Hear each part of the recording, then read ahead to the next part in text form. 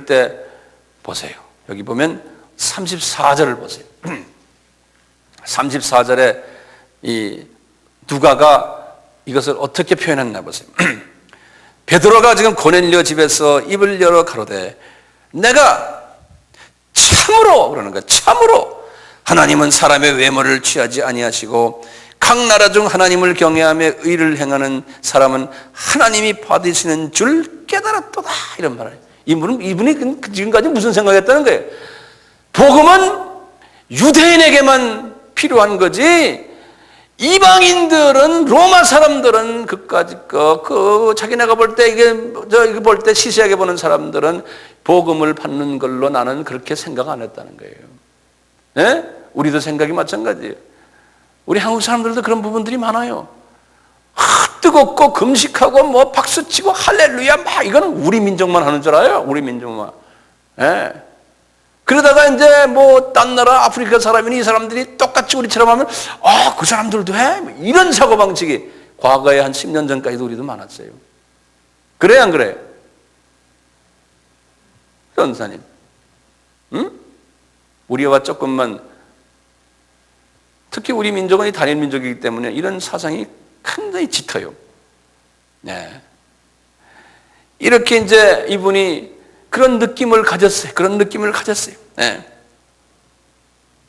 그럴 때 성경께서는 어떻게 말씀을 44절 보세요. 이 베드로의 생각을 지금 성령께서 말씀하세요. 44절에 베드로가 이제 이 말을 할 때, 이 설교를 할 때 저들에게 성령이 말씀 듣는 모든 사람에게 내려오시니 베드로와 함께 온 할례받은 신자들이, 지금 베드로의 수종들던 할례받은 신자들이, 다시 말하면 유대인들이에요. 유대인들이, 그러니까 베드로의 오른팔 왼팔들이에요. 유대인들이 이방인들에게 도라는 말이 있어요. 이방인들에게 도 성령 부어 주심을 인하여 뭐라고 그랬어요? 놀라더라. 그래서 놀라더라. 이게 무슨 말입니까? 나는 이 말씀을 딱 보면서 이랬어요. 아하, 베드로가 자기 오른팔 왼팔 자기 제자들, 자기 교인들에게 이방인이 복음을 받아야 된다는 말을 한마디도 가르치지 않았구나. 내 교회 성장만 이야기했지. 그러니까 훈련이 안 된 사람들이야. 이방인이 복음 받는 걸 보고 놀래 자빠졌다는 거예요. 놀래 자빠졌다는 거예요. 이게 어떻게 된 거냐? 이것이 우리의 전유물인 줄 알았는데 알고 보니까 이게 막말라면 이 잡사람들이 다 복음을 받는구나 이런 생각을 한 거예요. 이 사람들이. 이런 베드로, 이런 지도자예요. 교만했죠. 엄청나게 교만했죠. 그러니까요, 과거에 오순절 사건의 베드로가 어떻게 보면 더 순수했을 수도 있었어요. 네. 이 성령 세례 받고요, 주님 일을 하면서 이렇게 역사가 막 일어나는데 카디아가, 깊은 카디아 속에는 자민족에 대한 또 자기 위치에 대한 교만이 꽉 차 있었던 거예요.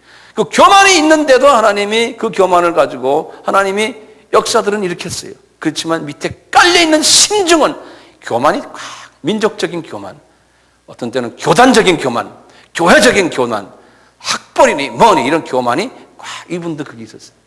민족적인 교만. 네. 이분이 그런 마음을 가지고요, 가이사에서요, 더 좀 바깥으로 나가면 좋은데 이분이 나가질 않았어요. 여기서 이렇게 딱 여기서 집회 끝나고 이분들이 변화된 모습을 보고 놀란 후에 자기 제자들 보고, 얘들아 우리 빨리 예루살렘에 가서 이 엄청난 경험한 걸 가서 우리가 한번 이야기해 주자. 그래가지고 말 타고는 쫄랑쫄랑 해가지고 예루살렘에 다시 왔어요. 그러니까 이분은 예루살렘으로 가는 게 거기가 자기 본부요. 이 사람은 예루살렘에 쫄랑쫄랑 왔어요. 그게 이제 11장 이야기예요. 11장. 그래서 예루살렘에 이분이 도착해가지고요, 절 좀 보세요. 이제 예루살렘에 자기 12제자들이랑 그 밑에 있는 교인들 모아놓고는 여기다 플랜카드 크게 붙였어요. 바울 사도 해외 선교 보고대, 아마 그렇게 써놨을 거예요. 네. 그리고 일자 써놓고 주체 어디? 주보 만들어 놓고 사회자 누구 뭐 쫙 해놓고, 예? 사회자가 나와서 우리 바울 사도께서, 우리 지도자께서 지금 이방 선교를 하고 엄청난 은혜를 끼치고 왔습니다. 선교 보고가 있겠습니다. 선생님 나오십시오. 우리 나와서 여러분들 하고 설교하는 게 11장이에요. 11장. 한번 보세요. 11장. 유대에 있는, 내가 11장 1절부터 봐요. 유대에 있는 사도들과 형제들이 이방인들도, 그래요. 또 써놨죠. 이방인들도 하나님 말씀을 받았다 함을 들었더니 베드로가 예루살렘에 올라갔을 때 할례자들이 막 화를 내는 거예요. 이 교회 안에서 말이에요. 어떻게 말이요 이방인들에게 복음 전합니까? 이게 말도 안 되는 소리입니다. 우리 체면 있죠. 이런 사고방식 가지고 있는 게 예루살렘 교회예요. 네?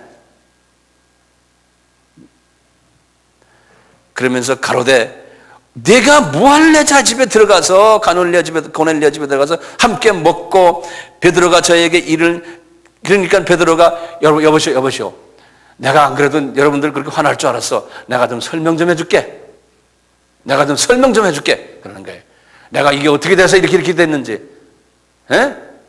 그러면서 설명하는 거예요. 내가 이렇게 돼서 요바에 갔다가 여차 이렇게 해서 나도 모르게 지금 이렇게 해서 지금 거기까지 갔다가 이런 사건이 일어나가지고 내가 지금 여기까지 온 거다. 이게 내 잘못 아니야. 내가 뭐 일부러 하고 싶어 그런 게 아니야. 이분 그 자기 변명을 하는 거예요. 이방인 집에 가서 밥도 먹고 그 사람들에게 같이 교제했다는 거에 대한 변명은 나중에 사도 바울에게도 한번 그래서 혼이 났거든 이 사람이. 네. 변명을 하는 거예요. 그러면서 이분이 설명을 쭉 한 다음에 그분들에게 설명을 하는 장면에 자기 변명을 이렇게 말하는 거예요. 15절부터 보세요. 15절에 내가 고넬료 집에서 말을 시작할 때, 설교할 때 성령이 저희에게 임하기를 처음 우리에게 하신 것과 같이 하는지라. 이게 무슨 말이에요?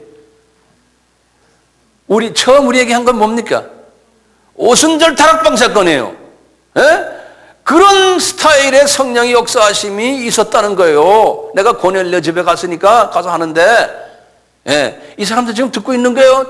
지금 다 은혜 받는다고 듣고 있어요. 그러면서 16절에 그러는 거예요. 내가 주의 말씀에 요한은 물로 세례 주었으나 너희는 성령으로 세례 받으리라 하신 것이 생각났노라 그런 거예요. 이게 언제 말이에요?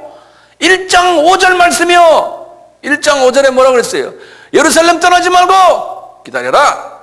요한은 물로 세례를 줬지만 너희들은 몇 날이 못돼요? 성령으로 세례 받으리라. 이 말이 우리 베드로 선생님은 예수님이 그때 말씀하실 때 바로 그 밑에 계셨어요. 그 밑에. 딴 사람도 600명 중에 제일 리더니까요. 그 밑에서 그 말 들으셨는데 그 말을 싹 까먹어 잡수시고 인제서야 고넬료의 집에서 생각이 나더라니 그 말씀이. 예? 고넬료 집에서. 왜? 실제로 이방인이 복음을 받는 모습을 보고서 생각이 나더라는 거예요.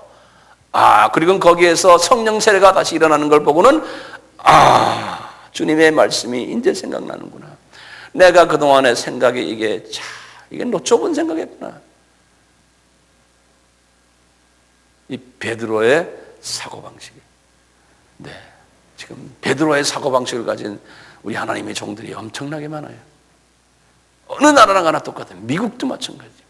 이런 베드로의 사고방식을 가진 분들이 전체 교회의 약 한 90%라고 생각하시면 돼요. 이 바울의 사고방식을 가진 사람은 전체 지도자 중에 한 10% 될까 말까요. 그게 왜 그런지 아세요? 사람은 자기 민족 중심 사상으로 사람은 그렇게 생겨먹은 거예요. 이 자문화에 지배를 받게 돼 있어요. 타문화는 싫어하게 돼 있는 게 사람이에요. 타문화 사람 보면은 이게 불편한 게 사람이에요. 하나님은 그걸 아세요. 그렇기 때문에 타문화권에다 하나님이 바울 같은 사람, 바나바 같은 사람 미리 던져놓는 거예요. 던져서 타문화와 교제하게끔. 그게 한 세대 가지고 안 돼요. 2세대, 3세대, 3세대까지 가서 완전히 그 문화권에다 집어넣어 버리는 거예요. 우리 이게 피조물들이 가지고 있는 한계점이에요. 그러니까 우리가요, 타문화 속에 살지 않으면서요, 선교 일을 한다는 것은 이게 보통 힘든 게 아니에요. 연습을 해야 돼요. 연습을. 안 그러면요, 자기는 선교사로 나갔지만 그 사람들이 보면 이 사람 교만하구나. 이 사람 우리 문화 너무 모르는구나. 자기 문화를 가지고 괜히 우리한테 와 자랑하는구나. 자기 스타일로 하는구나. 다 알아요. 그러니까 이게 제대로 선교 일을 못해요. 하는 것 같지만 원주민들은 싫어해요. 우리가 지금 선교하는 사람들 그건 다 경험 안 하세요? 그거 한다고요. 시간을 요해요. 시간을. 네. 이거 보세요. 더 좀 보세요. 조금만 더 보면 끝나요, 이제.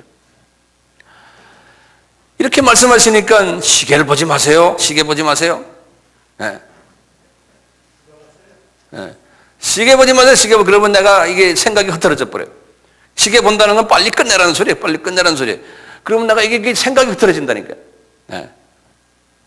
17절 보세요. 그런즉 하나님이 우리가 주 예수 그리스도를 믿을 때 주신 것과 같은 선물을 저희에게도 주셨으니 내가 누군가한테 하나님을 능히 맡기는, 이 말이 굉장히 재밌는 말이에요. 지금 자기 교인들에게 앉혀놓고 하는 소리예요. 지금 선교 보고 하면서요. 여보시오, 내가 요한이 물로 세례 주었고 나중에 성령을 우리가 세례 받는다는 말도 다 들었어요. 그리고 이분들이 그걸 그냥 그대로 경험하는 걸 내가 보았어요. 자, 그러니 말이에요. 여러분들, 하나님이 주 예수 그리스도를 믿을 때 주신 것과 같은 선물을 저 사람들에게도 주었으니 내가 뭐라고 말하냐고 나 할 말이 없다는 거야. 당신들 괜히 이런 말 저런 말 하지 말아라는 거야. 나 이제 그거 깨달았다는 거예요. 에? 왜 말이 많냐 이거야. 뭐 할래? 저 집에 들어가서 뭐 밥 먹었냐 안 먹었냐고 이렇게. 제발 좀 그렇게 하지 맙시다. 우리 좀 눈을 뜨고 이방인들 데려다 밥도 같이 먹고, 우리도 마찬가지 아니에요. 지금 이방인들하고 같이 우리가 밥 먹잖아요. 우리가 오늘 점심 먹은 그 숟가락도 이방인들이 먹던 숟가락 우리가 같이 먹는 거예요. 에? 안 그러면 외국 사람들 먹는 숟가락은 따로 나가지고 따로 쓰고 우리 따로, 이러면 이게 문제가 생기는 거예요. 같이 해야 돼. 같이 주 안에서요. 그러니까 말이죠, 베드로가 그렇게 말하는 건 18절에 그러는 거예요. 저희가 이 말을 듣고, 베드로의 말을 듣고 잠잠하여, 그러는 거예요. 하나님께 영광을 돌리자, 이 말이에요. 이게 무슨 말인지 아세요? 나는 이 말을 딱 듣군요. 나 이렇게 생각해. 주님이 나에게 이런 조명을 딱 해줘요. 베드로가 지금 그분들에게 여보시오, 생각 바꿉시다. 우리가 지금 이런 상황이요. 이제는 주님의 뜻을 우리가 알았습니다. 그러니까 이분들이 이 말을 딱 듣고는 잠잠하여 그랬어요. 가만히 듣고 있었다는 거예요. 나는 이 말을 딱 보면서요, 이분들이 왜 잠잠했을까? 여러분들, 이 예루살렘 교회는요, 예루살렘 교회는 어떤 교회입니까? 오순절 교회의 시조요. 다시 말하면, 그래서 우리가 오순절 교회라고 그러잖아요. 펜타코스탈이라는 게 펜타코스트, 오순절이라는 소리예요. 다시 말하면 할렐루야, 아멘, 박수치고 막 안수하고 병 낫고 막 이런 게 오순절 스타일. 이 예루살렘 교회가 그런 교회의 시조예요. 그래서 오늘날 그런 스타일로 하는 걸 저 오순절파라고 그러잖아요. 성령파라고 그러고요. 베드로가 말이에요. 베드로가 여러분들 고넬료 집에 가니까 지금 여차여차 이렇습니다. 이렇게 해서 근데 이방인들도 복음 받습니다. 그러면 이 오순절파들은 어떻게 합니까? 그 말 들으면 할렐루야 이래야 되는데 그거 안 하고 가만히 있었다는 거예요. 그게 무슨 말이요? 속으로 아이고 기분 나빠 이런 소리예요. 이게 어떻게 말이야. 오순절 이 경험이 우리 전유물인 줄 알았는데 이 잡동사니들도 가지냐 이거야. 우리 같으면 한국 사람만 가지고 미국 사람이나 가지지. 뭐 시시한 조그만 가난한 나라 사람들이 우리보다도 더 성령 충만해가지고 우리한테 가르치려고 덤벼더니 이게 어떻게 된 거냐? 똑같은 소리.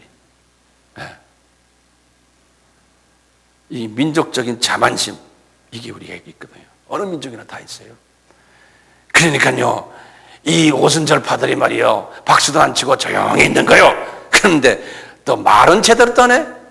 속으로는 아이고 기분 나빠 이러면서 겉으로는 하나님께 영광 드립시다 또 이러는 거예요. 박수도 안 치면서 속으로 하나님께, 우리 예수 믿는 사람들이 쓰는 말 아니에요. 급할 때 쓰는 말이 기도해 봅시다. 안 그러면 주님께 영광 드립시다. 속으로는 말이 돼 이러면서 겉으로는 이런다고요. 똑같아요. 여기 보니까요. 잠잠하여 기분 나빠하면서도 하나님께 영광 드립시다. 이게 뭐야? 그러면서 하는 소리가 그러면 그러는 게 가로사대 그러면 하나님께서 이방인에게도 생명 있는 해결을 주셨구나. 그렇게 그냥 그렇군요. 베드로 선생님, 이 하나님께서 이방인에게도 주셨네요. 이렇게 생각하고 이런 사람들이 모여 있는 곳이 예루살렘 교회예요. 거기에 지도자가 베드로요. 거기에 12 제자들도 다 그런 사람들이요. 그러니까 하나님께서 그 12 제자들이요, 사도 바울처럼 그렇게 쓰질 못했어요. 그러니까 그분들은 사도 바울을 만드는 하나의 도구로 사용받았지, 그분들이 주님이 말하는 지상명령을 이루는 일에 그렇게 멋있게 쓰임을 못 받았어요. 왜냐하면 문화적인 제한, 한정성 때문에요. 그래서 거기에 마가 같은 사람도 하나님이 사랑하셨잖아요. 마가는 고작교회 그 옆에 있는 애굽에 가서 전도해서 애굽의 콥틱 교회의 시조가 됐어요. 그 다음에 그분들 그 중동 지방의 요 동네에서 거의 했죠. 이제 전설에 의하면 그 중에 제 이름이 토마스예요. 토마스. 도마는 그 중에 그래도 인도까지 갔다 하는 전설이 있어요. 그거는 확실히 갔는지 안 갔는지 모르지만 인도 사람들은 그렇게 말을 해요. 그래서 인도까지 갔다. 이제 그런 이제 그 전설이 있지만 그까지 그냥 간 거지 바울처럼 크면서 여기저기 교회 같이 가고 그걸 안 했어요. 그냥 배 타고 간 거죠.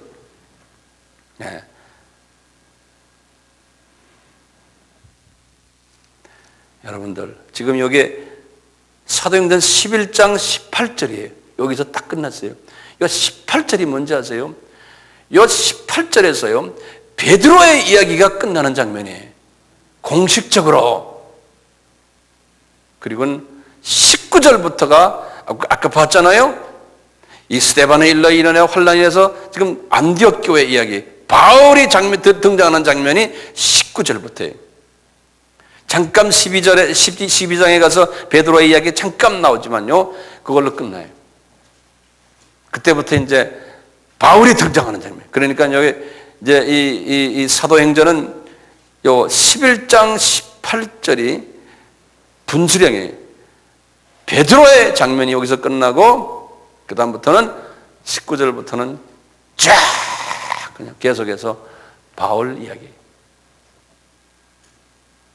바울 이야기. 이 베드로가요 이런 사람이었어요. 그럼 누가 더 좋으세요? 이제 바울이 더 좋으세요? 베드로가 더 좋으세요? 바울이 더 좋죠? 보세요. 베드로와 바울과의 관계를 내가 조금 말씀드릴게요. 이 베드로는요 바울을 싫어했어요. 바울을 보면은 괜히 알레르기 반응을 일으켰던 분이 베드로예요. 그 12제자들도 그랬어요. 그러니까 이분들이요 그릇이 크질 못했어요. 12제자들이 그릇이 크지 못하니까 그저 바운다리가 좁았어요. 그분들의 그 바운다리, 한국말로 뭐예요? 범위가, 사역의 범위가 좁았어요. 질투심이 있었어요. 베드로를 보면은 질투심이 있었고, 적대심도, 경쟁심도 있었고요. 그 이유가 있어요. 그분들이 나빠서가 아니에요. 그분들이 가지고 있는 한계성 때문에 그래요. 혼적인 한계성 때문에, 혼의 그릇 때문에 그래요. 베드로는요, 베드로의 혼의 한계성을 우리가 잠깐 보면요, 문화적인 한계성이 있어요. 갈릴리 사람이에요. 경제적인 한계성이, 사회적인 한계성, 조그마한 마을 어부 출신이에요. 종교적인 한계성, 유대교회만 훈련을 받아야 되는데 유대교회 훈련도 제대로 안 받은 사람이에요. 그냥 구약에 대한 이쪽도 약한 사람이에요. 그 다음에 교육적인 한계성이에요. 학벌이 없어요. 직업적으로도 어부 출신이에요. 문화적으로도 이분은 타 문화를 몰랐어요. 그래서 그 당시에 그렇게 유명한 헬라 말도 하지 못했어요. 오늘 같으면 영어를 하지 못했던 영어를 해야지만 전 세계에 가서 복음을 전하는데 이분은 벌써 언어가 안 되니까요. 나가질 못하는, 나가도 이게 대화가 안 되니까 언어라는 거는 그 사람들과 사고방식이 같을 때 그 언어가 말이 나오는 거죠. 그냥 배웠다고 해서 나오는 게 아니에요. 이 머리 구조를 영어화를 시켜야 돼요. 이런 과정 속에서요. 이분이 이 12제자들과 보면은 같이 사역을 못했어요. 그러다가 이분이 사도 바울이 복음을 나가서 전할 때마다요. 항상 문제들이 있었어요. 무슨 문제가 있었냐면요. 이제 이스라엘 이렇게 내가 잠깐 다시 간단히 그려놓고요. 이분이 첫째 이제 1차 여행을, 선교 여행을 끝나군요. 1차 여행은 끝나고 여기 구브로가 있잖아요. 이 사람이 안디옥에서 이렇게 해서 요 동네를 이렇게 돌고 왔는데 1차 여행 끝나고 왔는데 여기 갈라디아가 요 동네예요. 갈라디아인데 갈라디아에 있었던 유대인들, 소위 말하면 흩어진 사람들, 여기 예루살렘 교회에서 흩어진 사람들 있잖아요. 이 사람들 갈라디아 쪽에도 많이 살았거든요. 그 동네 살면서 갑자기 웬 크리스찬이다. 지금 바울이 나타나가지고 여기 이제 선교 여행을 다니면서 복음을 막 전하니까 자기네가 배웠던 거와 좀 다른 복음을 전하는 것 같은 게. 예컨대 이분은 뭘 전했냐면 은혜의 복음을 전했어요. 우리가 로마서를 쓴 거나 똑같아요. 예? 우리가 율법을 지켜서 의인이 되는 게 아니고 우리는 은혜다. 은혜의 복음을 전하니까 지금 이분들이 지금 가지고 있는 게 뭐냐면요. 예루살렘 교회에서 아마 배운 건 뭐냐? 구약에 나오는 여러 가지 율법들 잘 지켜야 된다. 예? 할례도 받아야 되고, 뭐, 여러 가지 지금 음식도 골라 먹어야 되고, 뭐, 이렇게 해야 된다. 그런데 사도 바울은 그것은 별거 아니다. 구원과 관계없다. 이렇게 외치니까 말이죠. 딱 갔다 오니까 이 안에 있는 유대인 크리스찬들이 본부에다가 보고를 한 거예요. 우리가 이단을 하나 만났습니다. 이렇게 된 거예요. 에? 그래가지고 1차 여행 딱 끝나고 지금 안디옥에 탁 오니까요. 이게, 복잡한 일들이 막 있는 거예요. 이 예루살렘에서 말이에요. 그리고 이 선교지에 갔다 왔는데 거기 그 동네 사람들이 막 들이끓는 거예요. 이단이 나타나가지고 우리를 괴롭힌다는 거예요. 그러니까 이 사람 지금 파워도 없지 아무것도 없잖아요. 배우가 없잖아요. 동창도 없고요. 신학교 동창도 없는 사람은. 그러니까 말이지. 이게 주변에서, 선생님, 이러다가 당신 복음 못 전합니다. 당신 전하는 데마다 이 사람들 다 방해할 거예요. 그러니까 예루살렘에 한번 내려가 인사 좀 드리시오. 그러는 거예요. 그래서 바나바와 같이 신라를 데리고 예루살렘에 내려갔어요. 신라는 나중에 이제 이야기지만요. 내려가서 이분들에게 할 때, 이때 하나님께서 어떻게 하신지 아세요? 예루살렘 교회가요, 이 예루살렘 유대 지방을 기근. 그래서 먹을 거 없게 만들어 놨어요. 그래가지고 모두 다 손가락 빨고 있을 때 모두. 그때가 1차 여행 끝나고요. 그러니까 핑계가 좋다. 주변에서 그러는 게 있다. 지혜 있는 분들이 우리가 헌금해. 이 북쪽은 지금 괜찮아요. 그래서 물건 좀 들고, 먹을 거 좀 들고, 선물 좀 들고 내려가서 그 형님들에게 우리가 물건 드리면서 우리가 좀 인사드리자. 선교여행도 갔다 왔습니다. 인사드릴 겸. 그러니까 바울이 속으로는 에이 내가 뭐하라고 이가 이제 그랬을 거 아니에요 속으로. 그렇지만 빨리 내려가세요. 안 그러면 다음에 복음 못 전해요. 이 사람들 방해해요. 저희 정치, 교계 정치가 그때부터 다 있었어요. 그래서 내려갔어요. 내려가가지고 이야기했어요. 형님들 내가 이렇게 했습니다. 너 왔냐? 그래 이제 이렇게 했겠죠. 그러면 했는데 이분들이 회의를 했어요. 거기 이제 여기 사도행전 15장이에요. 15장. 그러니까 첫 예루살렘 공의회를 했다 그러는 거예요. 첫 지도자들이 모여서 회의를 했어요. 저희 다시 말하면 교단총회라는 거예요. 교단총회. 그래서 대한예수교 장로거든 미국의 무슨 교든 무슨 교든 초대 자기네 첫 교단총회가 사도행전 15장이에요. 거기서 이제 이야기한 거예요. 처음에 야고보가 여기 보면 한 15장 보시면요. 여기 무슨 막 이분들이 나타나니까요. 주변에 있는 사람들이 뭐라고 그러냐면 저 사람들 말이야 저거 이단 메시지를 막 전하는 사람들 저 사람들 여기 와서 좀 혼 좀 내주자고 하면서 막 그런 이야기 막 나요. 특히 그 바리새파 중에 믿는 사람들이 그 안에서 지금 그러니까 다 베드로와 야고보의 그 다 밑에 제자들의 모두 그 사람들이 좀 보수라는 사람들이 말이에요. 저 사람들 잘못 가르친다고. 그러니까 말이죠. 나머지 지금 다 이 폴이 지금 한 것을 그대로 다 인정해 주라는 거예요. 야고보가 절충안을 낸 거예요. 이게 교계 정치요. 그러니까 바울이 속으로 얼마나 그랬겠어요. 목숨 바치고 지금 뛰고 있는데 이걸 가지고 서로 절충을 하는 거예요. 절충을 하는 거예요. 그러니까 21절에 이는 예로부터 각성에서 모세를 전하는 자가 있어 안식일마다 회당에서 그 글을 읽음이라 하더라. 그러니까 아직까지도 그런 사람들이 있기 때문에 구약의 그런 모든 잔재가 다 필요 없는 것들이지만 절중한 데서 요것만은 그래도 지키게 하고 요것만은 좀 봐주자 이런 게. 왜냐하면 강한 사람들이 강했기 때문에. 그래가지고 보세요. 22절에 보면 그래서 이에 사도가 말이죠. 사도와 장로와 온 교회가 그 중에서 사람을 택하여 바울과 바나바와 함께 안디옥으로 보내기를 가결하니 곧 형제 중에 인도자인 바사바라 하는 유다와 실라더라. 그러면 제가 실라란 사람이 그때 거기에서 사도 바울에게 딱 붙어버려요. 그래서 나중에 이제 바나바 대신에 이제 실라가 이분의 오른팔이 되는 거예요. 그러면서 말이죠. 뭔가 하면 여기 보면은 요 편에 보내면서 말이죠. 이분이 그래서 그 가게란 그 30절에 보면 그래요. 저희가 작별하고 안디옥에 내려가 무리를 모은 후에 편지를 전하니 이 뭐냐면 그 예루살렘 총회에서 편지를 하나 받았어요.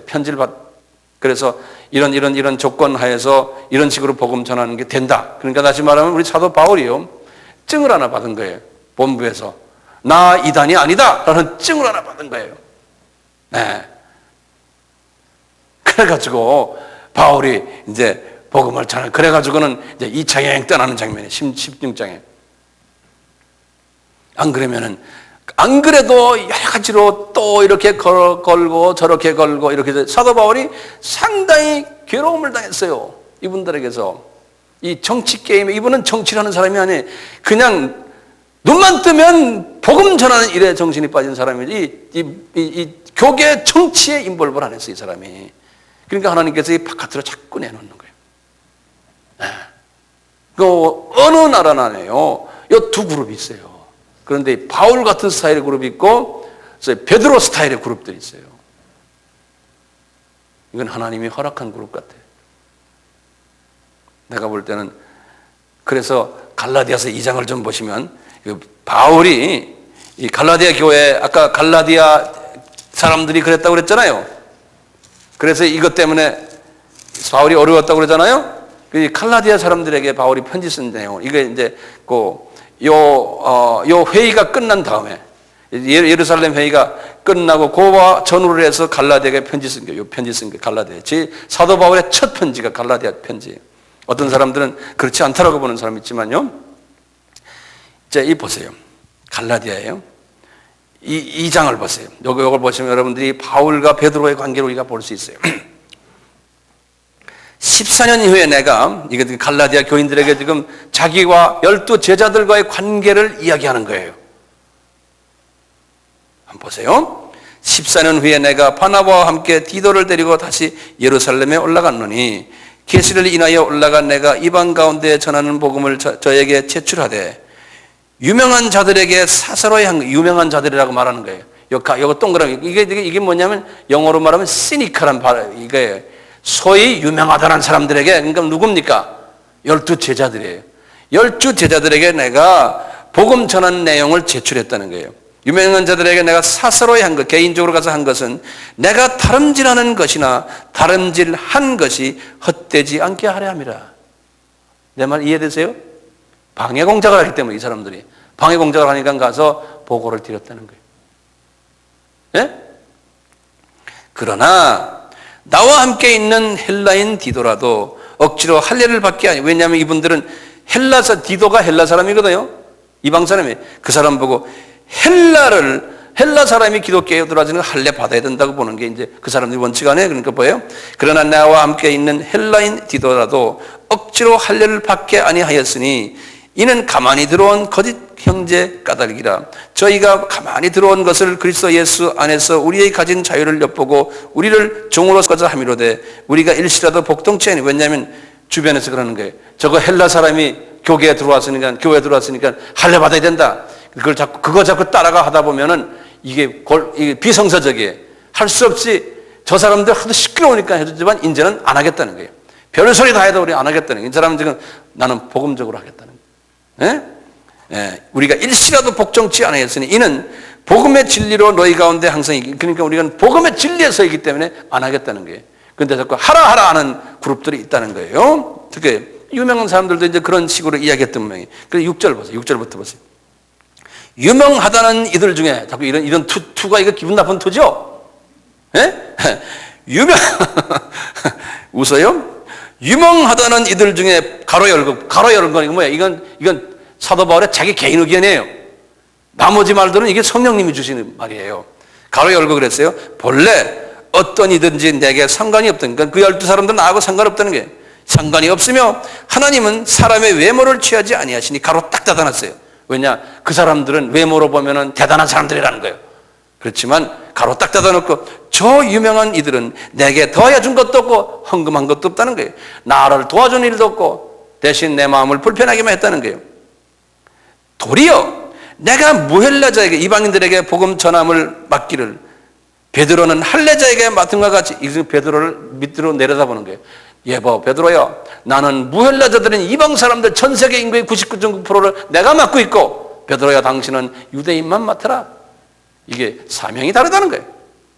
그렇게 말하는 거예요. 다시 봐요. 도리어 내가 무할례자에게 복음 전함을 맡기를 베드로가 할례자에게 맡은 것 같이 한 것을 보고 베드로에게 역사하사 그를 할례자의 사도로 삼으신 이가 또한 내게 역사하사 나를 이방인의 사도로 삼았다. 완전히 자기와 베드로의 그 격차를 딱 이야기하는 거예요. 지금 갈라디아 교회 사람들에게 우리는 다른 사도다.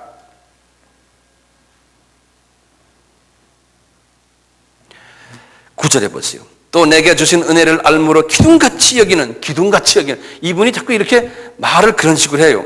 기둥같이 여기는 야고보와 게바와 요한도 나와 바나바에게 교제의 악수를 하였으나 이는 우리는 이방인에게로 저희는 할례자로 가게 하려 함이라. 서로 교제는 한번 했다는 거예요.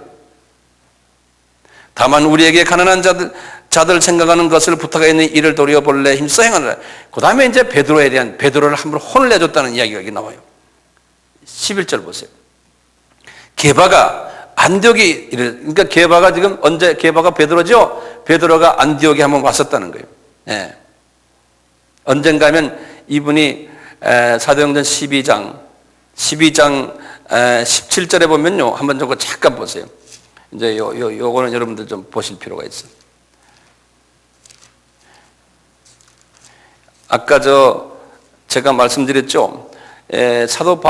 베드로의 장면은 언제 끝났다고? 11장 18절에서 끝났다고 그랬잖아요.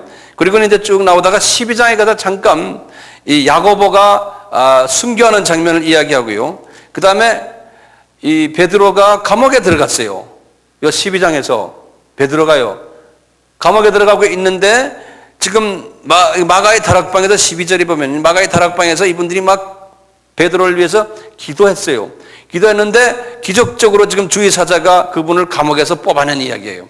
베드로를 뽑아내가지고요. 이제 그래서 마가의 다락방에 들려가지고 이들 앞에 나타난 거예요. 그래서 여보시오, 내가 지금 이렇게 기적적으로 지금 나왔다. 그랬거든요. 자, 그러고는 17절에 보면 그랬어요. 베드로가 저희에게 손짓하여 종용히 하고 주께서 자기를 이끌어 옥에서 나오게 하신 일을 말하고 또 야고보와 형제들에게 이 말을 전하라 하고 떠나 다른 곳으로 가니 이때 다른 곳이란 줄을 요런 그는 베드로의 이야기가 싹 끝나는 장면이에요. 이 사도행전에서. 그러면 우리가 그래요. 도대체 다른 곳 어디로 갔나? 그럴 때 이분이 아마 거기에서 안디옥으로 갔겠다. 그래서 지금 요 안디옥으로 가서 누굴 만났나? 바나바와 바울을 만났다는 그렇게 연결을 우리가 일반적으로 시켜요. 그래서 여기 지금 똑같아요. 이제 갈라디아서 2장에 보시면 2장 11절에요. 게바가 안디옥에 이르렀을 때, 그러니까 이제 이해가 되시죠? 안디옥에 이르렀을 때 책망할 일이 있기로 내가 저를 면책하였다는 거예요. 이거 보면 누가 더 높아요? 뒤늦게 안수받은 목사인데 아주 고참 교계 지도자들에게 면책을 했다는 거예요. 뭐냐? 야고보에게 어떤 이들이 이르기 전에 게바가 이방인들과 함께 먹다가 야고보라는 사람에게 방문 온 이방들이 있는데 베드로도 거기 앉아가지고 이방인과 함께 식사를 했다는 거예요. 저희가 오매 그가 할례자들을 두려워해 떠나 물러가며 이거 식사를 이방하고 하고 있는데 할례자들이 나타난 거예요. 유다인들. 그러니까 싹 도망갔다는 거예요. 이 사람이 그러니까 꾀를 부린 거예요. 잔소리 이상한 소리 듣기 싫어서. 예? 또 왜냐면 선생님 어떻게 이방 사람들과 밥 먹습니까? 이런 소리 듣기 싫으니까. 옛날에 한번 그 고넬료 집에 갔다 혼났잖아요. 그러니까 이분이 그런 소리 듣기 싫으니까 싹 편하게. 되게 야근 사람 같아요. 어떻게 보면 또 이분이. 예? 과거 우리가 쭉 베드로를 봤지만 이런 모습이 없잖아요. 베드로가 이런 모습이 있었어요? 우리가 어저께 우리가 본 걸 보면 없잖아요. 근데 이분이 지금 정치를 하다 보니까 이제요. 예? 이런 그 야근 사람이 돼버려. 야근 사람이. 상황 쳐다보고. 예. 그래서 봐요. 남은 유대인들도 13절에 저와 같이 외식함으로 바나바도 저희의 외식에 유혹이, 바나바도 똑같이 그랬던 거예요. 예? 그러므로 나는 저희가 복음의 진리를 따라 바로 행하지 아니함을 보고 모든 자 앞에서 게바에게 이르되 내가 유대인으로서 이방을 쫓고 유대인답게 살지 아니면서 어찌하여 억지로 이방인을 유대인답게 살려 설교하느냐? 그러는 거예요. 그러니까 무슨 소리입니까? 다시 봐요. 내가 유대인으로서 이방을 쫓고 유대인답게 살지 않으면서 어찌하여 억지로 이방인을 유대인답게 살게 하려 하느냐? 이게 무슨 말이에요? 에? 다시 말하면 이게 앞뒤가 맞지가 않다는 거예요. 당신이 하는 행동이. 자, 이렇게 가면서 이분이 이때부터 베드로는 성경 속에서 이제 그 후에 이제 베드로에 대한 이야기들이 거의 나타나질 않아요. 그러다가 자, 이분이 지금 보시면 이제 거의 이제 한 몇 번이면 끝나는데 여기 보시면은 이분이 지금 베드로가 이제 지금 여간 1차 여행이 46년에서부터 48년이 1차 여행인데 그 다음에 이제 50년에서 52년이 2차 여행인데요. 예루살렘 그 총회가 49년에 있었어요. 이게 이제 예루살렘 총회. 이 총회 끝나고 이제 2차 그건 한 50년 돼서부터 베드로의 소식이 거의 없어요. 베드로의 소식이 성경에는 예루살렘 총회가 끝나고 그리고 그냥 거의 이때쯤 돼서 베드로 이야기가 안 나와요. 그러다가 지금 성경에는 베드로 전후서를 쓴 이야기가 나와요. 베드로 전후서. 베드로 전후서는 언제 쓰셨냐면 베드로 전후서는 약 한 64년경에 썼어요. 64년경에. 64년경이니까 이제 68년에 사도 바울이 순교당했거든요. 그리고 70년에 이스라엘이 망하고요. 70년에. 그러니까 이게 거의 우리 전설에 의하면 60한 7, 8년 때 베드로도 순교당했다고 그랬어요. 그러니까 베드로가 사도 바울과 거의 비슷한 나이라고 생각할 때 한 62점은 넘은 나이. 예. 그리고 이제 사역에 이분은 본래는 주후 26년에 예수님의 공장의 시작에서부터 예수님을 따라다녔으니까요. 사도 바울로가 생각하면 사도 바울은 35년에 예수님을 만났으니 약 한 10년 선배 같아요. 약 한 10년. 예수님과의 관계에서. 예. 한 10년 선배 같은데 베드로 전서를 이분이 64년에 쓰고 66년에 베드로 후서를 썼어요. 그러니까 이분이 이제 영적으로 보면 많이 성숙되어 있었을 때예요. 예, 많이 성숙되어 있을 때 그분의 그 편지 내용을 간단하게 그냥 보시고 내가 말씀을 끝내려고 이분이 어떤 모습으로 이분이 성숙됐는가. 예? 보시면 베드로 전서의 1장 24절에 이분이 이런 말 썼어요. 여러분들 다 평소에 한번 들어본 얘기지만요. 이분이 그러는 거예요. 그러므로 모든 육체는 풀과 같고 그 모든 영광이 풀의 꽃과 같으니 풀은 마르고 꽃은 떨어지되 오직 주의 말씀은 세세토록 있도다 하였으니 너희가 전한 복음이 곧 이 말씀이라. 이분이 지금 누구한테 말씀하시냐면요. 이 베드로 전후서는 아까 우리 지도에서 봤지만 아까 예루살렘이 여기 이스라엘이 있고 여기 지금 이 터키 지방에 터키 갈라디아가 있고 이 지역 터키 지방에 흩어진 옛날 베드로가 당회장 했을 때 섬겼던 그 자기 백성들 흩어진 사람들 예? 그분들이 지금 이 지역에 가서 지금 터키 남단이에요. 이 지역에 가서 지금 복음을 전하는 사람들에게 편지를 쓴 거예요. 갑바도기아, 본도, 갈라디아 이 지역의 사람들에게. 이 베드로 전서에 보면 그렇게 써요. 본도, 갈라디아, 갑바도기아, 아시아, 비투니아에 흩어진 나그네들이요. 그러니까 옛날 내 교인들이요, 내 제자들이요. 이분이 아마 이 동네에 가서 가끔마다 부흥회하고 그랬었던 모양이에요. 그러니까 이분들이 어려움을 당하고 있는데 이분들에게 편지를 쓴 것이, 그런데 이분들에게 그런 거예요. 모든 육체는 이제는 풀과 같다. 나도 지금 목숨을 바쳐 주님을 이렇게 섬기지만 너희들도 다 인생은 그렇다. 그러면서 주의 말씀만 세세토록 있습니다. 그러니까 복음을 열심히 전해라. 이런 말씀을 하셨어요. 뒤늦게 이제는 주님 앞에 가기 직전에 그분의 모습을 우리가 잠깐 보자는 거예요. 베드로전서 3장 9절에도 그랬어요. 여러분들이요, 악을 악으로 욕을 욕으로 갚지 말고 도리어 복을 빌라. 이를 위하여 너희가 부르심을 입었으니 이는 복을 유업으로 받게 하려 하심이라. 그러나 의를 위하여 고난을 받으면 복 있는 자니 두려워 말며. 이분도 의를 위해서 고난을 많이 받았던 모양이에요. 그리고는 베드로전서 4장 12절에 그랬어요. 너희들에게 오는 모든 불시험을 이상히 여기지 말아라. 그리스도의 고난에 참여하는 것으로 즐거워하라. 이는 그의 영광을 나타나실 때 너희로 즐거워하고 기쁘게 하려 함이라. 그리고는 베드로전서 5장 2절에서 4절 보면 지도자들에게, 이 안에 있는 이 지역에 있는 지도자들에게 하시는 말씀이에요. 지도자들아, 양무리를 치되 부득이함으로 하지 말아라. 하나님의 뜻을 쫓아 자원하는 마음으로 해라. 그러니까 이 말은 내가 거꾸로 보면 이분은 처음에 힘들게 부득이함으로 하는 그런 부분들이 자기가 있었는데 이제 지나고 나니 너희들도 그렇게 하지 말아라. 내가 과거에 그랬단다. 이렇게 우리가 생각할 수 있어요.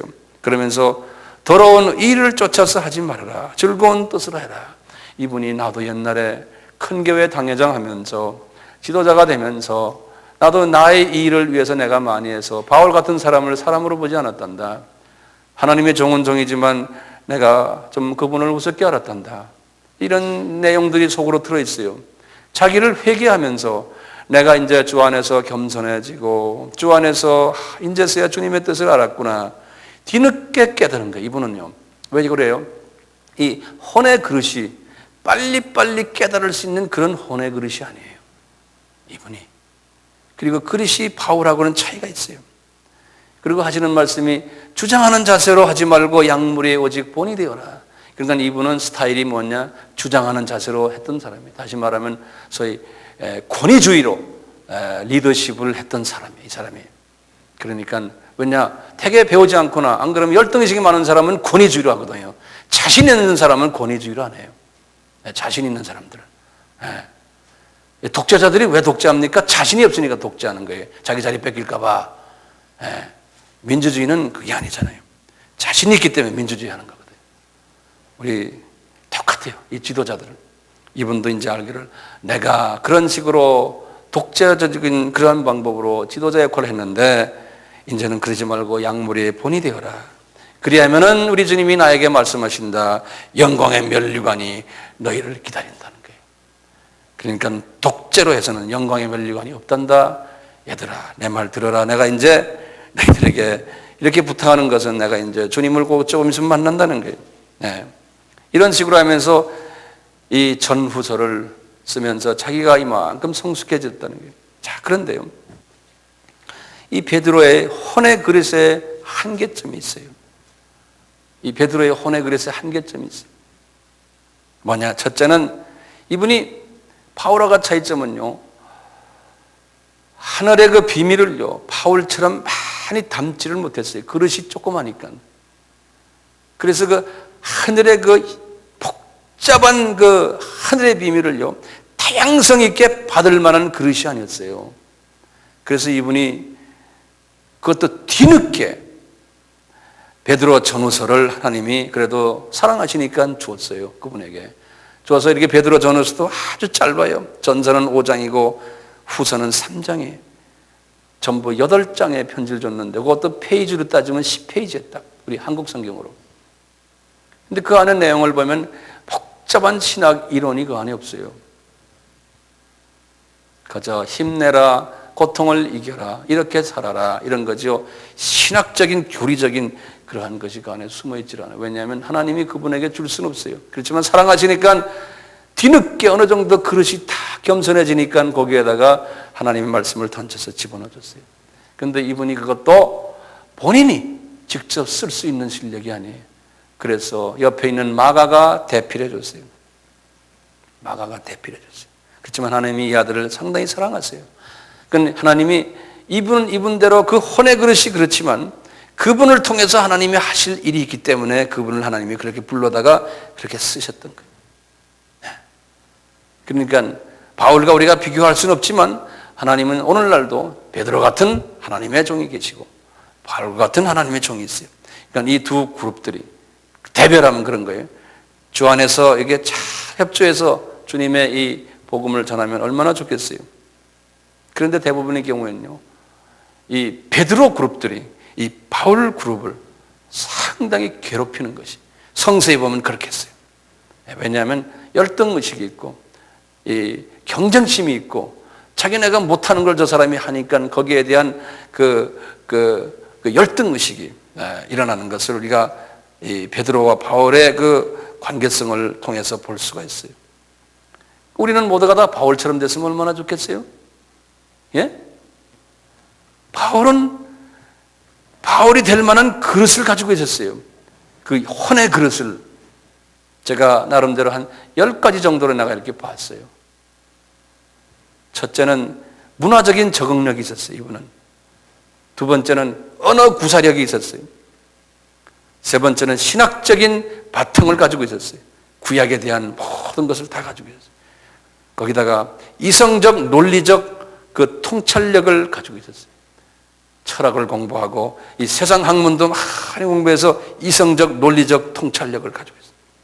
그 다음에 이분은 철학적 접근적인 방법론을 알았어요. 여섯 번째는 타문화권을 이해하는 능력이 있었어요. 이분은 일곱 번째로 차원 높은 넓은 세계관을 가지고 있었어요. 여덟 번째로 차원 높은 가치관을 가지고 있었어요. 그분은 육혼령을 잘 보존하면서 조화를 하는 그 세 부분을 잘 밸런스 맞추는 것을 잘했어요, 이분이. 마지막으로 이분은 뚜렷한 세계 복음화관을 가지고 있었어요. 이방인에게 복음이 가야 된다. 미전도 족속에게 복음이 가야 된다는 뚜렷한 그 세계 복음화관을 가지고 있었어요. 베드로는 바울보다 이런 부분에서 많이 미흡했어요. 그 대신에 자국 국민 복음화는 바울이 할 수 없으니까 그것을 구멍을 메꿔주는 일, 공간을 메꿔주는 일을 베드로를 통해서 하나님이 하셨어요. 오늘날도 마찬가지예요. 이런 두 가지의 사람이 있어요. 어떻게 보면 구약의 지도자들로 본다면 베드로는 모세 같은 사람 같아요.